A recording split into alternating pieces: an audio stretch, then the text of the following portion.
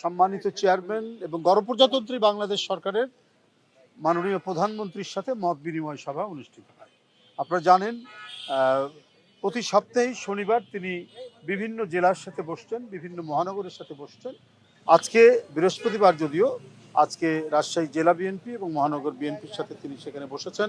চলমান রাজনীতি, সাংগঠনিক বিভিন্ন পরিস্থিতি এবং আগামী যে স্থানীয় সরকার নির্বাচন, এগুলো নিয়ে তিনি মতামতগুলি শুনেছেন। আমাদের তৃণমূলের নেতৃবৃন্দের, মাঠ পর্যায়ের নেতৃবৃন্দের শুনেছেন এবং তাদের কাছ থেকে পরামর্শ নিয়েছেন এবং সব শুনে তিনি বক্তব্য রেখেছেন। সবাইকে নিয়ে কাজ ভাগাভাগি করতে হবে, এ কথাও তিনি বলেছেন এবং সাংগঠনিক নানা নির্দেশনা দিয়েছেন যাতে আমাদের যে আগামী স্থানীয় সরকার নির্বাচন হলে দল, এখন তো দলীয় প্রতীকে হবে না, দল যে নির্দেশনা দিবে, স্থানীয় ইউনিটগুলি, বিশেষ করে উপজেলা ইউনিয়ন পরিষদের ক্ষেত্রে এবং জেলা সেখানে মনিটরিং করবে, সেখানে যাতে একজন করে ক্যান্ডিডেট থাকে এবং সেই ক্যান্ডিডেটকে সবাই সমর্থন করতে হবে, সবাইকে তার জন্য কাজ করতে হবে।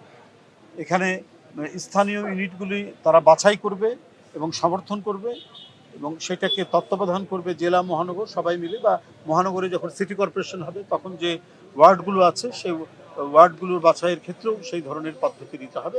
কারণ যেহেতু এখন আর দলীয় প্রতীকে হবে না, এটা তার আগের যে সিস্টেম ছিল, পদ্ধতি ছিল, সেই পদ্ধতিতে, সুতরাং দলকে ঐক্যবদ্ধভাবে দলের সমর্থিত যে প্রার্থী থাকবে তাকে বিজয়ী করতে হবে, এটাই হচ্ছে নির্দেশনা। তো এই কথাগুলোই তিনি বলেছেন এবং সবাই স্বতঃস্ফূর্তভাবে আমাদের যে জেলা এবং মহানগরীর যারা নেতৃবৃন্দ এসেছেন এবং তাদের অধীনস্থ যে থানা, উপজেলা, তাদের নেতৃবৃন্দও তারাও মন খুলে কথা বলেছেন, তাদের অভাব অভিযোগগুলো তারা বলেছেন, বক্তব্যে বলেছেন, সেটা তিনি শুনেছেন। শুনে তিনি যে প্রয়োজনীয় পরামর্শ যেটা দেওয়ার সেই পরামর্শও দিয়েছেন এবং মোট কথা হচ্ছে সবাইকে ঐক্যবদ্ধ থাকতে হবে, দেশ গঠন জন্য একসাথে মিলে কাজ করতে হবে।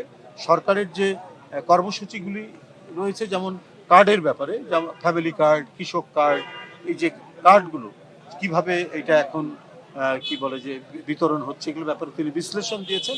এসব নানা প্রসঙ্গগুলো, অর্থাৎ জাতীয় রাজনীতি এবং সরকারের কর্মসূচি এবং আগামী যে স্থানীয় সরকার নির্বাচন, এগুলো নিয়েই তিনি আজকে বক্তব্য